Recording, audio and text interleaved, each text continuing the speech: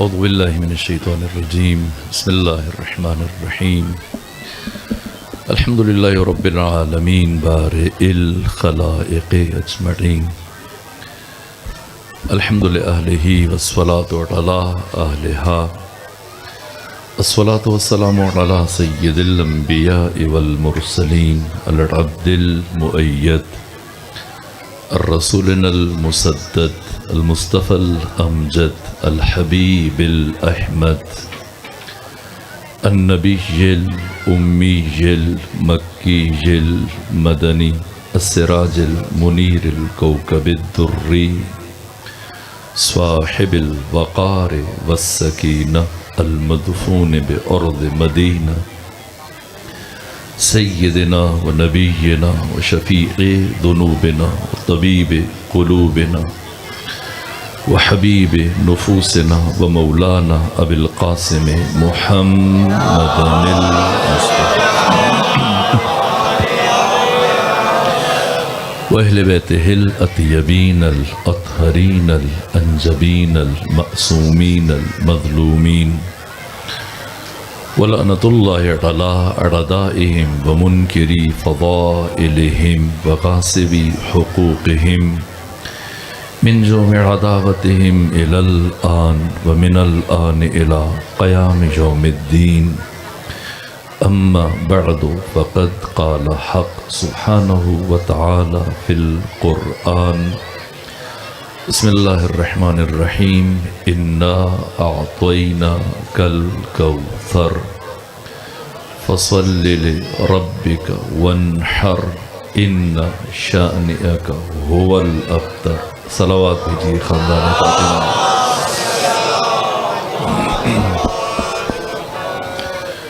خدا سبحان کی بارگاہ میں ہزار شکر کے اس مقام پر آپ مومنین کی نورانی چہروں کی زیارت کا شرف حاصل ہوا.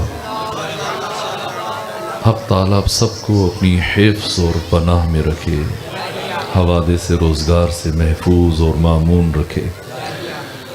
آپ کو اور بانی مجلس کو اور ان کے تمام خانوادے کے رزق و جان و مال و اولاد میں وسعت و برکت عطا فرمائے. کافی دیر سے آپ خطباء اور ذاکرین کے بیانات سے استفادہ کر رہے ہیں اور موسم کی برہمی کا لحاظ رکھتے ہوئے میں بہت مختصر گفتگو عرض کرنے کی کوشش کروں گا. آوازیں جو میرے کانوں تک پہنچتی رہیں وہ مجھ سے پہلے میرے پیشرو آقا امام زمانہ سے متعلق گفتگو فرما رہے تھے. اس سے پہلے اور شخصیات سے متعلق بھی بات ہوئی اور میں چاہتا ہوں کہ اس محدود وقت میں چونکہ وقت دعا بھی ہے تو میں ام ابیہا، ام الائمہ، ام انبیاء، محافظ توحید، محافظ ولایت، سر عظم پروردگار، صدیقہ کبریٰ، سیدہ زہرا سلام اللہ علیہا کی شخصیت سے متعلق چند جملے عرض کروں.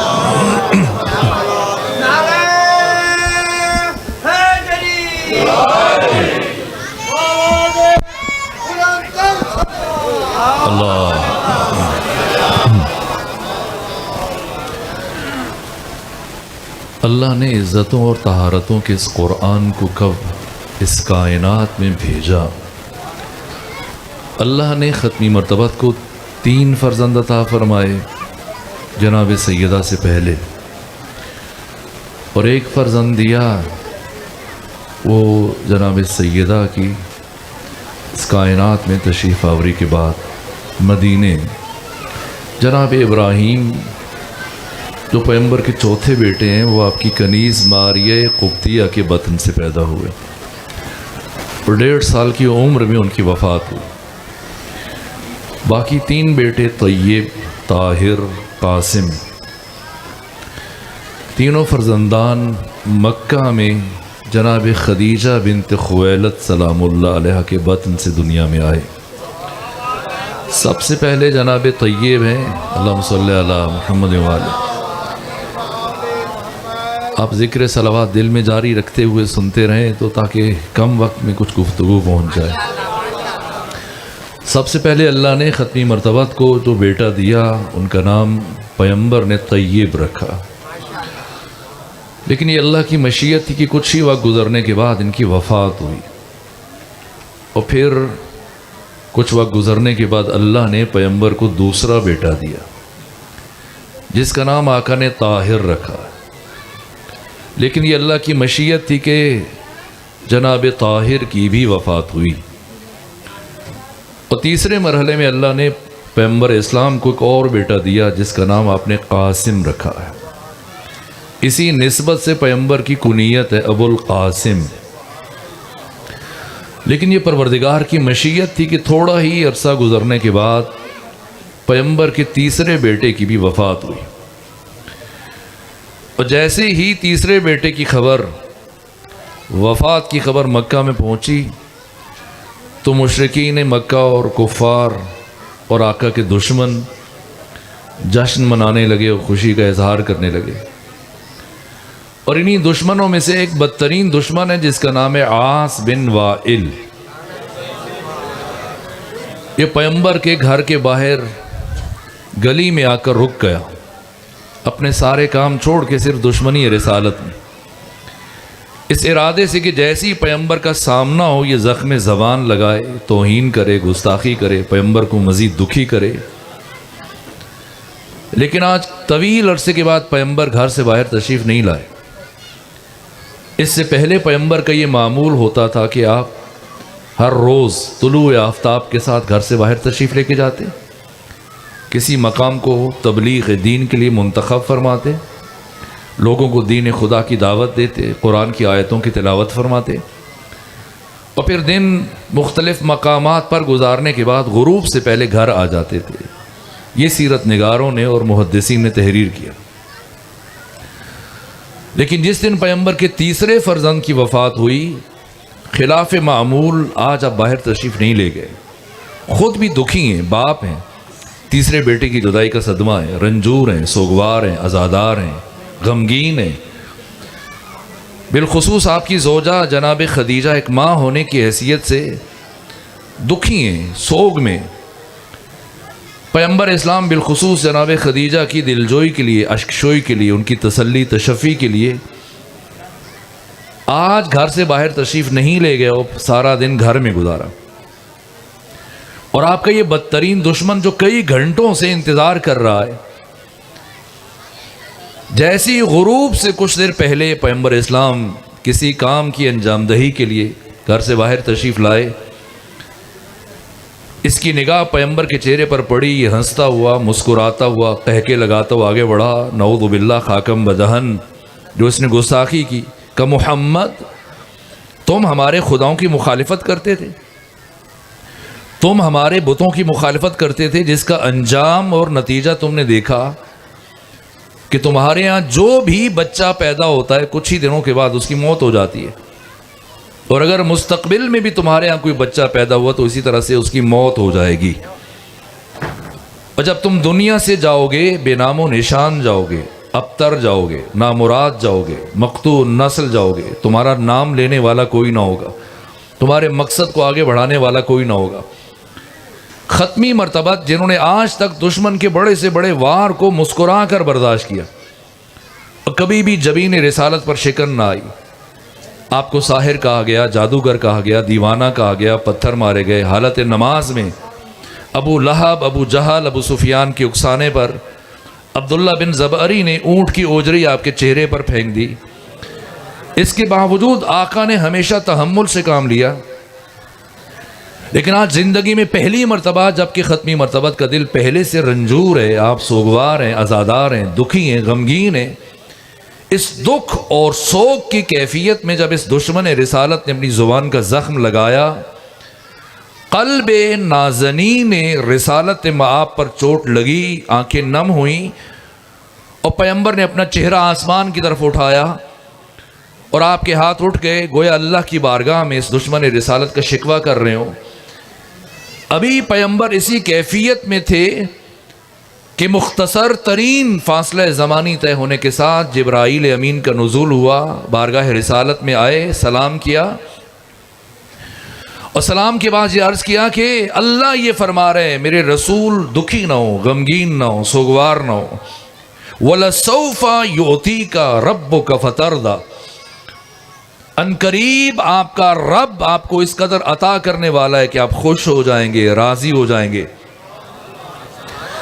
جیسی پیغمبر گرامی اسلام نے یہ نوید سنی، صبح و مساء، شام و سحر، لیل و نہار، شب و روز پہ ہم مسلسل حالت انتظار میں گزر رہے ہیں، یہاں تک کہ شدت انتظار کی کسی لمحے میں ختمی مرتبت نے بارگاہ احدیت سے استفسار کیا، پروردگار جس عطا کا مجھ محمد مصطفیٰ سے وعدہ کیا گیا تھا اس کا نزول کب ہوگا؟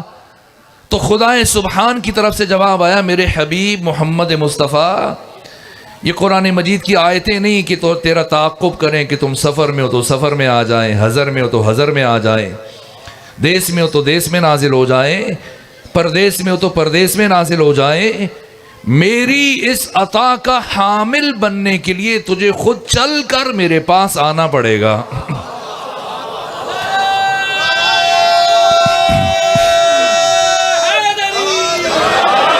آخر راز معراج کیا ہے؟ فلسفہ معراج کیا ہے؟ حکمت معراج کیا ہے؟ کیوں اللہ نے اپنے محبوب کو اس انتہائی بلندی پر، جس کے بعد پہ کوئی بھی بلندی لائق تصور نہیں، کیوں بلایا؟ کس سے پوچھیں؟ کسی فقیہ سے، ملا سے جو داستانیں بنا کے اس بات بتاتا ہے معراج میں یہ ہوا، یا کسی شاعر سے، ادیب سے پوچھیں جو یہ کہتا ہے کہ ایک شب عرش پہ محبوب کو بلوا ہی لیا اور یہ غم ہجر خدا سے بھی اٹھایا نہ گیا۔ نہ خدا کیا تو ہجر و فراق نہیں ہے، قرب و بعد نہیں ہے، دوری کا تصور نہیں ہے تاکہ آپ ہجر و فراق کی بات کریں۔ اللہ احساسات سے بالاتر ہے، جذبات و عواطف سے بالاتر، خالق عقل، خدا حکیم۔ اللہ کیا کیفیتیں نہیں ہیں؟ اللہ دکھی نہیں ہوتا، اللہ غمگین نہیں ہوتا، اللہ اداس نہیں ہوتا، اللہ پریشان نہیں ہوتا، اللہ احساسات سے بالاتر، سبحان۔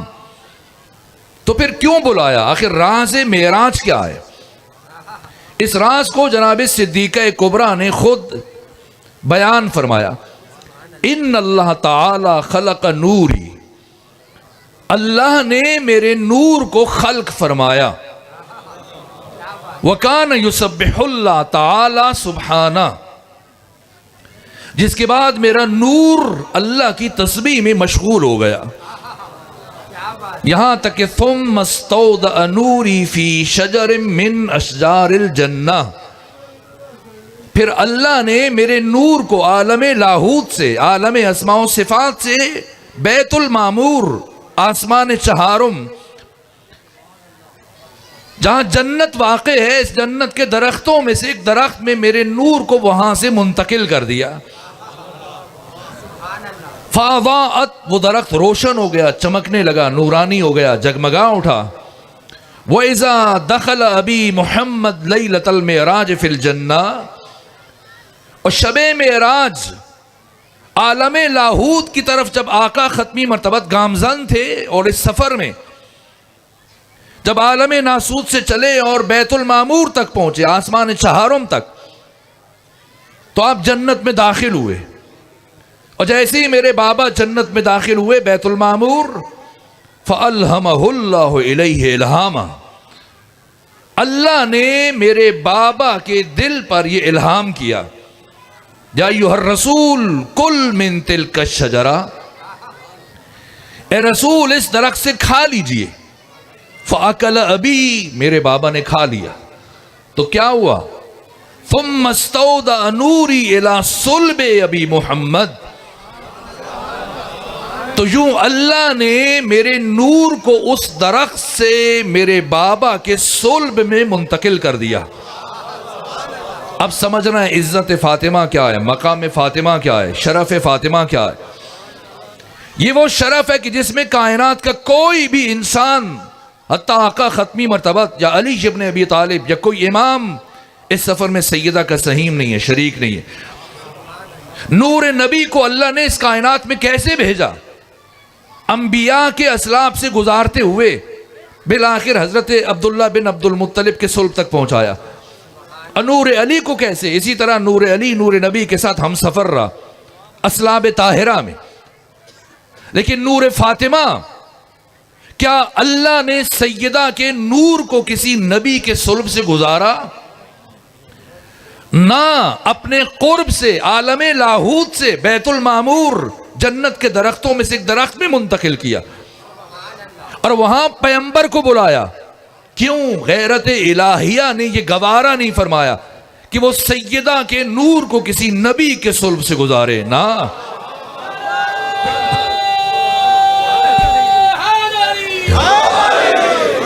اور پھر یہ سیب بہشتی جس میں نور فاطمہ کو منتقل کیا، جبرائیل کے ہاتھ خدا بھیج دے. آخر جنت سے کھانے کون لاتا رہا اس گھر میں؟ جبرائیل. عید کے موقع پر لباس کون لے کے آیا؟ جبرائیل. جنگ احد میں علی کی تلوار ٹوٹی، ذوالفقار کون لے کے آیا؟ جبرائیل. قرآن کی آیتیں کون لے کے آتا رہا؟ جبرائیل. تو پروردگار وہ سیب بہشتی جس میں نور فاطمہ کو منتقل کیا، یہ سیب بھی جبرائیل کے ذریعے سے بھیج دیں. پیغمبر کو کیوں بلایا؟ تو غیرت الہیہ نے یہ گوارا نہیں فرمایا کہ جس سیب بہشتی میں نور فاطمہ کو منتقل کیا اسے جبرائیل جیسے معصوم فرشتے کا ہاتھ لگ جائے. نہ، خود پیغمبر کو بلایا. اور سیدہ فرماتی فَأَكَلَ أَبِي، میرے بابا نے کھا لیا. ثُمَّ اسْتَوْدَأَ نُورِي إِلَى صُلْبِ أَبِي محمد. تو یوں اللہ نے میرے نور کو اس درخت سے میرے بابا کے صلب میں منتقل کر دیا اور وہاں سے الی خدیجہ ابن خویلد سلام اللہ علیہا یہ نور منتقل ہوا جناب خدیجہ کی طرف. اور پھر فوازاتنی، میں دنیا میں آ گئی. لیکن میں کون ہوں؟ انا من ذالک النور، میں وہی نور ہوں. اعلم بما کانا وما یکون وما هو کائن الی یوم القیامہ، جو سب جانتا ہے، جو ہوتا رہا ہے، جو ہو رہا ہے، جو قیامت تک ہوگا، جو بعد از قیامت واقع ہوگا اور جو نہیں واقع ہوگا. نور فاطمہ سب سے باخبر ہے. یہی وجہ ہے کہ ایک دن مولا متقیان علی ابن ابی طالب علیہ آلاف و تحیت و ثنا اپنے بیت الشرف میں داخل ہوئے، سیدہ کو سلام کیا اور سلام کرنے کے بعد فرمایا اے فاطمہ، میرا جی چاہتا ہے کہ آپ میرے پاس آ کے بیٹھیں، میں آپ کو اس کائنات کی اسرار، رموز، علوم، معارف بتاؤں. یہ سنا تو سیدہ اٹھی، اپنے مقام سے چلتی ہوئی آگے بڑھی، مولا متقیان کے قریب بیٹھی اور یہ کہنے لگی اے علی، آپ میرے شوہر ہیں، میرے امام ہیں، ولی خدا ہیں، مفترض الطاعہ ہیں. آپ کی اطاعت کو اللہ نے میرے اوپر واجب قرار دیا. اگر آپ فرمائیں گے تو فاطمہ سننے کے لیے تیار ہے، لیکن علی اگر آپ مجھے اجازت دیں تو جو آپ فاطمہ کو سنانا چاہتے ہیں فاطمہ آپ کو سنا دیتی ہے.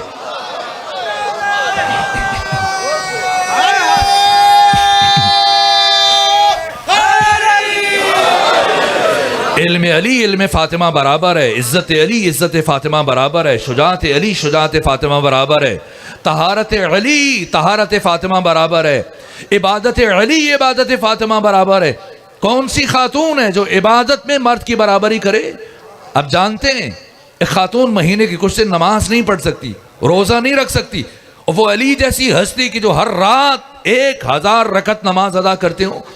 کیسے ممکن ہے کہ کوئی خاتون علی کے ساتھ عبادت برابر ہو جائے؟ اب پتا چلا کہ کیوں اللہ نے سیدہ کو بطول بنا کر بھیجا، تاکہ عبادت میں بھی علی کے برابر ہو جائیں. اور کس کس نے آپ کی طہارت کا اعتراف کیا؟ یہاں تک کہ ام المومنین عائشہ، کسی نے ان سے پوچھا یا ام المومنین صفینی بنت محمد، اے ام المومنین عائشہ آپ ہمیں بنت مصطفیٰ سے متعلق کچھ بتائیں. مجھے تعجب ہوتا ہے، پلٹ کے آگے سے ام المومنین نے یہ نہیں کہا کہ کس کا پوچھ رہے ہو. ظاہر ہے اگر فاطمہ کے علاوہ کوئی دوسری بیٹی ہوتی تو پلٹ کے پوچھتی کہ کس کا پوچھ رہے ہو. جیسی پوچھا گیا سمندر کو کوزے میں سمو دیا، اور کیا خوبصورت جواب دیا کہ ما اقول فی حقہا، میں اس فاطمہ سے متعلق کیا کہوں. صلت الظہر، جس بی بی نے ظہر کی نماز پڑھی، ثم ولدت الحسن، پھر حسن مجتبیٰ کی ولادت ہوئی، ثم صلت العصر، اور کچھ دیر کے بعد یہی بی بی کھڑے ہو کر عصر کی نماز پڑھ رہی تھی.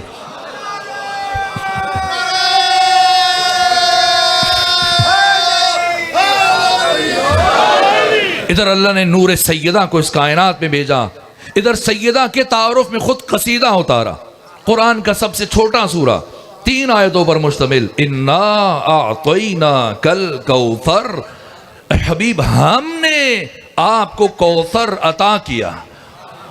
یہ ہم کیوں کہہ رہے پروردگار؟ وہ تو وحدہ لا شریک ہے، اس کا تو کوئی شریک نہیں ہے۔ اسد اللہ غالب نے بھی کیا خوب شعر کہا ہے کہ شک نہیں جس میں کوئی وہ تیری یکتائی ہے، اگر بہکتا ہے نسیری تو وہ سودائی ہے، احمق ہے۔ اگر بہکتا ہے نسیری تو وہ سودائی ہے، لم یلد پہ میرا ایمان ہے لیکن یا رب تیرے گھر سے کسی بچے کی صدا آئی ہے۔ لیکن بہرحال خدا کا کوئی شریک نہیں ہے، تو جب وہ لا شریک ہے تو اسے خود کو میں کہنا چاہیے نہ ہم کہنا چاہیے، تاکہ کوئی سادہ لو، کوئی سودائی اس کو غلطی نہ لگ جائے۔ تو پروردگار کو اصولاً فرمانا چاہیے تھا انی آتیتو کا، میں نے آپ کو عطا کیا۔ اور قرآن میں اکثر مقامات پر اللہ نے خود کو میں کہا ہے، چند مقام ہے جہاں ہم کہا ہے، اور یہاں اللہ ہم کہہ رہا ہے، میں نے نہیں۔ انا اعطیناک کا، ہم نے آپ کو کوثر عطا کیا۔ یہ ہم کیوں کہہ رہا ہے؟ تو اللہ کبھی خود کے لیے میں کہتا ہے، کبھی ہم کہتا ہے۔ کب میں کہتا ہے اور کب ہم کہتا ہے؟ ان میں سے بارز ترین مصداق، اللہ جب کسی کام کو وسیلے کے بغیر انجام دے تب میں کہتا ہے، اور پروردگار جب کسی کام کو وسیلے کے ذریعے سے انجام دے پھر میں نہیں کہتا، ہم کہتا ہے۔ سورہ کوثر میں فرمایا ہم نے آپ کو کوثر عطا کیا، یعنی عزتوں کے اس قرآن کو، طہارتوں کے اس قرآن کو، عصمتوں کے اس قرآن کو رحل نبوت تک پہنچانے کے لیے میں نے کسی کو وسیلہ بنایا۔ تو کسے وسیلہ بنایا؟ جب کوئی نبی انتقال نور فاطمہ کے لیے وسیلہ نہیں بن پا رہا، جب کوئی ملک اور فرشتہ تحویل نور سیدہ کے لیے وسیلہ بننے کی صلاحیت نہیں رکھتا، تو پھر کسے وسیلہ بنایا؟ تنہا ایک ذات ہے، کون؟ جناب خدیجہ بنت خویلد سلام اللہ علیہا۔ تو راز کیا ہے؟ وہ کیا امتیاز ہے، وہ کیا خصوصیت ہے جس کی بنا پہ اللہ نے اس بی بی کو، جناب سیدہ کے نور کو زمین پر اتارنے کے لیے وسیلہ منتخب کیا؟ تو آپ کا علم، آپ کی معرفت، آپ کی رسول اسلام کے ساتھ وفاداری، آپ کی اطاعت شعاری، آپ کا ایثار، اپنا سب کچھ دین پر قربان کر دینا اور ساری زندگی رسول اسلام کی اطاعت اختیار کرنا، سب اپنے مقام پر۔ لیکن جس وجہ سے اللہ نے اس معظمہ اور مقدرہ کو وسیلہ منتخب کیا وہ اسی نام سے آیا ہے، خدیج یا خدیجہ۔ یہ لغت میں اس جنین کو کہا جاتا ہے جس نے ماں کی بطن میں، ماں کے شکم میں 4 مہینے 10 دن مکمل کیے ہوں اور پھر اس کی ولادت ہو جائے۔ اگر بچہ ہے تو خدیج اور بچی ہے تو خدیجہ کہلائے گی۔ جناب خدیجہ کا نام بھی خدیجہ رکھا گیا اسی وجہ سے، کیوں؟ اس لیے کہ آپ جانتے ہیں کہ 4 مہینے 10 دن گزرنے کے بعد جنین کی خوراک اپنی ماں کے بطن میں بدل جاتی اور اب وہ شے خوراک بننا شروع ہو جاتی ہے، جس کی وجہ سے ایک خاتون مہینے کی بہت سارے دن نماز نہیں پڑھ سکتی اور روزہ نہیں رکھ سکتی۔ تو اس سے پہلے کہ جناب خدیجہ کی خوراک اپنی ماں کے بطن میں بدلتی، اللہ نے اس بی بی کو دنیا میں بھیج دیا۔ کیوں؟ اس لیے کہ اس بی بی نے مستقبل میں اس ہستی کے لیے ماں بننا ہے کہ جسے کائنات میں بطول کہا جاتا ہے۔ انا اعطیناک الکوثر، اعطینا، ہم نے آپ کو عطا کیا ہے۔ کیا ہے؟ شرف فاطمہ۔ 2 جملے اور عرض کر کے آپ کی زحمتیں تمام کرو۔ یہی قرآن ہے، جب قرآن اپنا تعارف کروا رہا ہے تو لفظ عطا استعمال نہیں ہوا۔ اس سورہ میں 10 الفاظ ہیں اور حروف کو نکال کے کوئی لفظ لربک کے علاوہ دوبارہ استعمال نہیں ہوا۔ اعطینا کا لفظ صرف اسی سورہ میں، کوثر کا لفظ صرف اس سورہ میں، فصل کا لفظ پورے قرآن میں صرف اس سورہ میں، شان عقا کا لفظ پورے قرآن مجید میں صرف 1 مرتبہ استعمال ہوا اسی سورہ کوثر میں، ابتر کا لفظ اسی سورہ میں۔ کیوں؟ اللہ کی غیرت نے گوارا نہیں فرمایا کہ جن لفظوں کو میں نے سیدہ زہرا کے تعارف کے لیے قصیدے کے طور پر منتخب کیا، ان میں سے کوئی لفظ فاطمہ کے غیر کے لیے استعمال کروں۔ اعطینا، عطا کا ہے صرف اسی سورہ میں۔ خود قرآن کی باری آئی۔ قرآن کیا ہے؟ ماہ مبارک رمضان قریب تر ہے، نزول قرآن کا مہینہ، اور اس قرآن کی عزت کیا ہے؟ لو انزلنا ھذا القرآن علی جبل لرأیتہ خاشعا متصدعا من خشیۃ اللہ، اگر ہم اس قرآن کو پہاڑوں پر نازل کرتے، پہاڑ قرآن کے نزول کی سختی کو تحمل نہ کر سکتے، ریزہ ریزہ ہو جاتے۔ سیرت بہ الجبال، اس قرآن میں اتنی طاقت ہے کہ پہاڑوں کو اپنی جگہ سے ہٹایا جا سکتا ہے۔ قطعت بہ الارض، زمین کو پھاڑا جا سکتا ہے۔ کلم بہ الموتیٰ، اس قرآن میں اتنی طاقت ہے کہ مردوں کو زندہ کر دیا جائے۔ لا یمسہ الا المطہرون، پاک لوگوں کے علاوہ کوئی اس قرآن کو چھو نہیں سکتا۔ وَنُنَزِّلُ مِنَ الْقُرْآنِ مَا هُوَ شِفَاءٌ وَرَحْمَةٌ لِّلْمُؤْمِنِينَ، یہ قرآن ہے جو سراسر شفا ہے اور رحمت ہے مومنین کے لیے۔ اتنی عزتوں کا حامل قرآن جب پیغمبر کے لیے بھیجا تو نہیں کہا کہ ہم نے آپ کو عطا کیا، فرمایا وَلَقَدْ آتَيْنَاكَ سَبْعًا مِّنَ الْمَثَانِي وَالْقُرْآنِ الْعَظِيمِ، ہم نے آپ کو قرآن مجید، قرآن عظیم عطا کیا، نہیں دیا۔ لیکن جب سیدہ کو بھیجا تو فرمایا اِنَّا أَعْطَيْنَاكَ الْكَوْثَرَ، اللہم صلی اللہ علیہ وسلم، ہم نے آپ کو کوثر عطا کیا۔ ایتا اور عطا کا فرق پھر کبھی عرض کروں گا، لیکن سمجھیں کہ عزت فاطمہ اللہ کی نگاہ میں قرآن سے بلندتر ہے۔ اور آخری جملہ عرض کروں، اِنَّا أَعْطَيْنَاكَ الْكَوْثَرَ فَصَلِّ لِرَبِّكَ، تو اپنے رب کی نماز پڑھیں، وَانْحَرْ، قربانی دیجیے۔ تو یہی قرآن ہے۔ اور ایک سورہ چھوڑ کے آگے جائیں، سورہ نصر، خدا کیا فرمائے؟ اذا جاء نصر اللہ، جب آپ تک اللہ کی نصرت آ پہنچی، والفتح، آپ کو کامیابی ملی، فتح حاصل، یہ قرآن ہے۔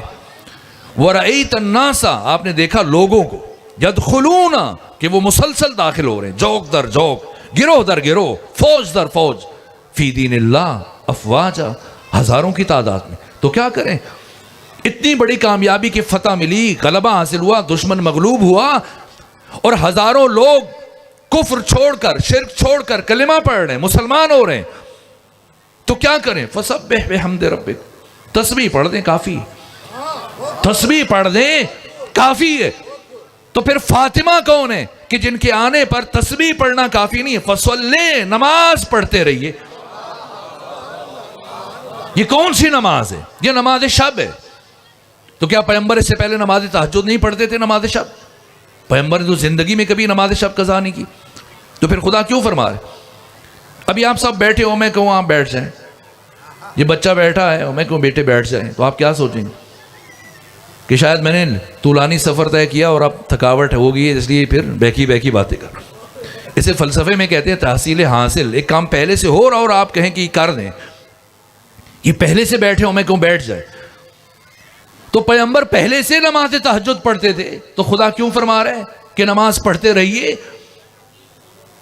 اس لیے کہ پہلے پیغمبر مستحب کی نیت سے نماز شب پڑھتے تھے، لیکن عطا کوثر کے بعد شکرانے کے طور پر اللہ نے نماز تہجد کو پیغمبر پر واجب قرار دیا۔ تو کون ہے فاطمہ؟ جو امام الانبیاء سید الرسول ختمی مرتبت کی نماز تہجد کی نیت کو تبدیل کر دے، سے فاطمہ کہتے ہیں۔ کیوں؟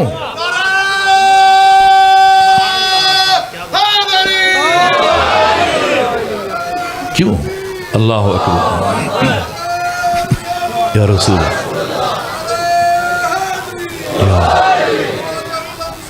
اللہم صلی اللہ محمد۔ آخر وجہ کیا ہے کہ اتنی بڑی کامیابی ملے کہ ہزاروں لوگ کفر چھوڑ کے، یہ قرآن ہے، کوئی حدیث نہیں ہے۔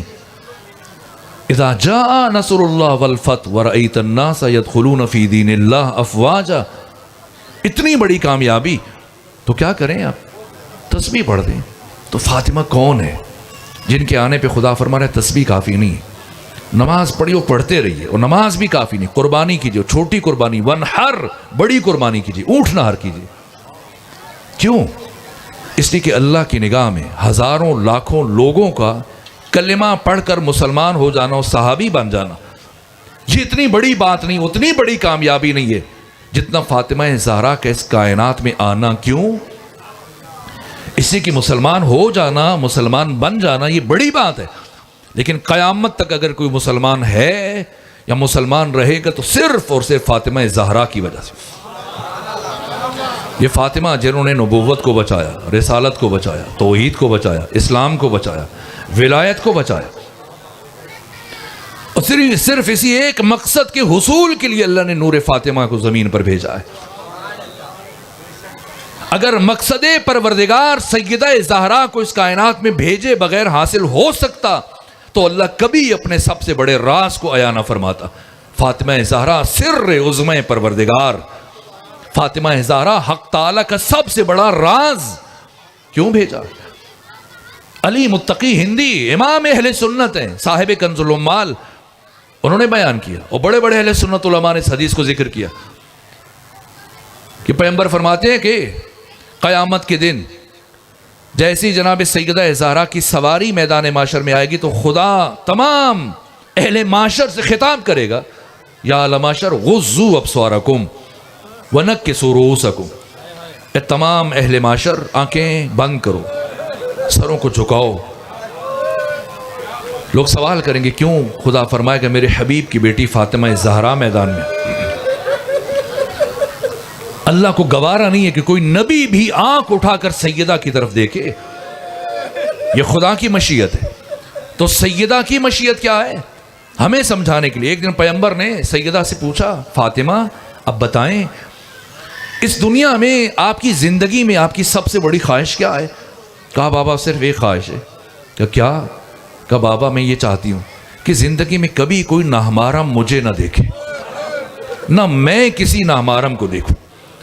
تو جب اللہ کی مشیت بھی یہی ہے اور سیدہ کی مشیت بھی یہی ہے تو پھر ایسی کیا مجبوری تھی کہ ایک دن یہی فاطمہ زہرا اپنے گھر سے چلی ہیں دربار کی جانب، اور ہزاروں کے مجمع میں اجنبیوں میں کھڑے ہو کے اپنا تعارف کروا رہی ہیں، مجھے جو جانتا ہے سو جانتا ہے، جو نہیں جانتا پہچان لو، انا فاطمہ تو بنت نبیکم، میں تمہارے نبی کی بیٹی فاطمہ زہرا ہوں۔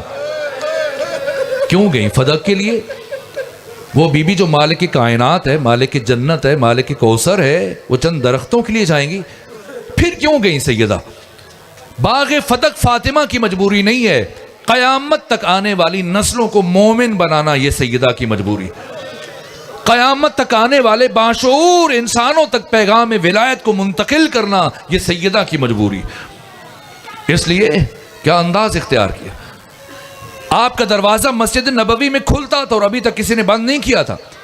اگر بی بی اس دروازے سے جائیں تو صرف ایک قدم کا فاصلہ ہے، لیکن نہ، آج اس دروازے سے نہیں جا رہی، آج گلیوں سے گزر کر مرکزی دروازے سے جا رہی ہیں۔ وہ فاطمہ جن کی زندگی کی سب سے بڑی خواہش یہ تھی کہ کوئی نامحرم نہ دیکھے، آج خود چاہتی ہیں سب کو پتہ چلے کہ نبی زادی زندگی میں پہلی مرتبہ اس حال میں آ رہی۔ بنو ہاشم کے مردوں کو اپنے ساتھ شامل نہیں ہونے دیا۔ اسی طرح سے امہات المومنین میں سے جناب ام سلمہ آگے بڑھی، نبی زادی مجھے بھی ساتھ لیتے جائیے۔ فرمایا نہیں، میں نہیں چاہتی کہ میرے بابا کے حرم کی حرمت پائمال ہو جائے، یہ فاطمہ زہرا کا محاذ ہے، میں خود جاؤں گی۔ خواتین کو اپنے ہمراہ لیا ہے اور خواتین کے حالے میں چلی ہیں۔ ابن خلدون جیسے متعصب مورخ نے لکھا، بی بی جب چل رہی تھی یوں لگ رہا تھا ہو بہو آپ کا انداز رسالت مآب کے جیسے تھا، یا چلتی ایسے تھیں یا آج ایسے چل رہی ہیں تاکہ ضمیر انسانی پر دستک دے سکے۔ اور پھر گئیں، پہنچی، کتنی دیر کھڑے ہو کے خطبہ دیا۔ سیدہ کو اندازہ تھا آج مجھے بیٹھنے کے لیے مسند نہیں دی جائے گی، تو گھر سے اپنے بیٹھنے کے لیے کوئی مسند لے جاتی، لیکن کھڑے ہو کے خطبہ دیا تاکہ ضمیر انسانی پر دستک دے سکیں اور قیامت تک آنے والے باشعور انسانوں کو سوچنے پر مجبور کر سکیں کہ 18 سالوں میں جس فاطمہ کے آنے پر ہر مرتبہ پیغمبر اٹھ کر کھڑے ہو جاتے تھے، آگے بڑھ کر استقبال کرتے تھے، آج کیا ہوا؟ وہ فاطمہ کھڑی ہیں، باقی سب بیٹھے ہیں۔ وہ فاطمہ پوچھ رہی ہیں بتاؤ کیا میں سچے نبی کی سچی بیٹی نہیں ہوں؟ آگے سے سکوت ہے، سناٹا ہے، خاموشی ہے۔ بالآخر بی بی نے خطبہ دیا، ایسا خطبہ کہ علم کی ادب کی دنیا میں شق القمر کیا، اور اب پلٹی ہیں اس طرح سے قصر خلافت کو منہدم کرنے کے بعد۔ اور جب پلٹی ہیں تو ابھی بھی تھکی ہوئی فاطمہ سمجھیں گے یہ چند گھنٹے، ہمارے لیے شاید چند گھنٹے۔ ثانیہ زہرا نے بیان فرمایا، آپ سے روایت پہنچی ہے کہ میری ماں فاطمہ زہرا جب دربار جا رہی تھی ان کے سر کے سارے بال سیاہ تھے، لیکن جب پلٹ کے آئیں تو میری ماں کے سر کے سارے بال سفید ہو چکے تھے. دربار کا ہر لمحہ فاطمہ کے لیے ایک ایک صدی کے برابر ہو گیا. پلٹی ہیں لیکن گھر نہیں گئی, ایک ایک صحابی کے دروازے پر دستک دے رہی ہیں, لیکن آج کوئی دروازہ نہیں کھول رہا. ایک دروازہ کھولا ہے, معاذ بن جبل نے دروازہ کھولا, اور جیسی دروازہ کھولا کہنے لگے نبی زادی آپ نے کیوں زحمت فرمائی, مجھے بلا لیا ہوتا. فرمایا معاذ چھوڑو ان باتوں, بس ایک کام کرو, کچھ دن پہلے غدیر میں جو اعلان سنا تھا, اٹھو علی کی ولایت کی گواہی دو, ہمارا حق پائمال کیا جا رہا ہے, آ کر دربار میں گواہی دے دو. معاذ کہنے لگا نبی زادی جب سارا مدینہ خاموش ہے, اکیلے معاذ کی گواہی آپ کے کس کام کی. فرمایا باقیوں کو چھوڑو, معاذ تم نے سنا ہے, تم گواہی دے دو. معاذ بن جبل نے کہا نبی زادی مجھے معاف رکھیے, میں یہ کام نہیں کر سکتا. جیسے یہ جملہ سنا ایک مرتبہ بی بی کے چہرے پر جلال آیا. فرمایا معاذ یاد رکھنا جب تک زندہ رہوں گی کبھی زندگی میں دوبارہ تم سے کلام نہیں کروں گی. یہ کہتی ہوئی سیدہ آگے بڑھی. معاذ بن جبل کا بیٹا گھر میں داخل ہو رہا تھا, اس نے سیدہ کے آخری جملے سنے, گھبرا گیا. باپ سے پوچھا بابا نبی زادی کیوں آئی تھی؟ کہ نصرت طلب کر رہی تھی. کہا آپ نے کیا جواب دیا؟ کہ میں نے عذر خواہی کی. کہ پھر نبی زادی نے کیا بات کہی؟ کہ انہوں نے یہ کہا کہ جب تک زندہ رہوں گی کبھی زندگی میں دوبارہ تم سے کلام نہیں کروں گی. یہ سنا معاذ کا بیٹا الٹے پاؤں واپس مڑا اور چل پڑا. باپ نے پوچھا بیٹے کہاں جا رہے ہو؟ کہا بابا میں نے پیغمبر کی زبان سے سنا تھا جس سے فاطمہ راضی اس سے خدا راضی, جس سے فاطمہ ناراض اس سے خدا ناراض. جس گھر سے نبی زادی رخ ناراض ہو کے چلی گئی, اس گھر پہ کبھی اللہ کی رحمت نازل نہیں ہو سکتی. میں کبھی اس گھر میں قدم نہیں رکھ سکتا. بس سیدہ اسی طرح سے ضمیروں کو جھنجھوڑتے ہوئے گھر پہنچی, لیکن حزب حاکم نے سمجھ لیا. تفصیلی مسائل آپ سنتے رہے, بس ایک جملہ عرض کروں. حزب حاکم نے سمجھ لیا کہ اگر یہ معظمہ کچھ دن اور زندہ رہ گئی اور اسی طرح سے لوگوں کے ضمیر کو جھنجھوڑتی رہی اور لوگوں کا شعور بیدار ہو گیا تو شاید کوئی ہمیں اس مسند پر نہ رہنے دے. اس لیے طے کیا گیا کہ جتنا جلد ممکن ہو سکے اس شمع ہدایت کو گل کر دیا جائے, اس چراغ ہدایت کو ہمیشہ کے لیے بجھا دیا جائے. چنانچہ 50 افراد کا جتھا ہاتھوں میں لکڑیاں اٹھائے, ڈنڈے اٹھائے, تلواریں اٹھائے, جلانے کا سامان اٹھائے, نبی زادی کے بیت الشرف کی طرف بڑھ رہا ہے. اور اس کے بعد پھر قبیلہ بنو اسلم کے 300 گھوڑ سوار بھی پہنچے, اور پھر ایک فرد آگے بڑھ کر سیدہ کے دروازے پر دستک دے رہا ہے. اور جب دستک کی آواز سنی مولا متقیان اٹھے دروازہ کھولنے کے لیے, یا نبی زادی مولا متقیان کے سامنے آ کے رکیں اور دست ادب جوڑ دیے. کہا آقا علی جب تک میرے بابا محمد مصطفیٰ زندہ رہے کبھی انہوں نے تلوار نہیں اٹھائی, ہمیشہ آپ نے میرے بابا کا دفاع کیا. اس لیے کہ اس وقت روئے زمین پر حجت خدا میرے بابا تھے, اور اے علی آج روئے زمین پر حجت خدا آپ ہیں. اس لیے آپ خود اپنا دفاع نہیں کریں گے, آج نبی زادی آپ کا دفاع کرے گی. علی فرماتے ہیں جیسے نبی زادی مناسب سمجھتی ہیں. ایک مرتبہ سیدہ دروازے کی طرف بڑھی اور فرمایا تمہیں خبر ہے یہ کون سا دروازہ ہے؟ اس دروازے پر پیغمبر گرامی اسلام بہت دیر تک کھڑے ہو کر قرآن کی آیتوں کی تلاوت کرتے تھے, درود و سلام پڑھا کرتے تھے. کسی نے کہا جو ہوتا رہا سو ہوتا رہا, علی کو باہر بھیجے ورنہ ہم اس دروازے کو آگ لگا دیں گے. کہا فاطمہ زہرا کے دروازے کو آگ لگاؤ گے؟ کہا آگ لگائیں گے, جہاں تک کہ اس نے خنفس کو حکم دیا جلدی کرو در فاطمہ کو آگ لگاؤ. آگ لگی, دروازہ جلنے لگا, لیکن یہ شخص غصے میں اتنا بپرا ہوا تھا کہ دروازہ جلنے کا انتظار نہیں کیا, جلتے ہوئے دروازے کو ٹھوکریں مارنا شروع کی, اور تھوڑی دیر کے بعد یہ دروازہ گرا.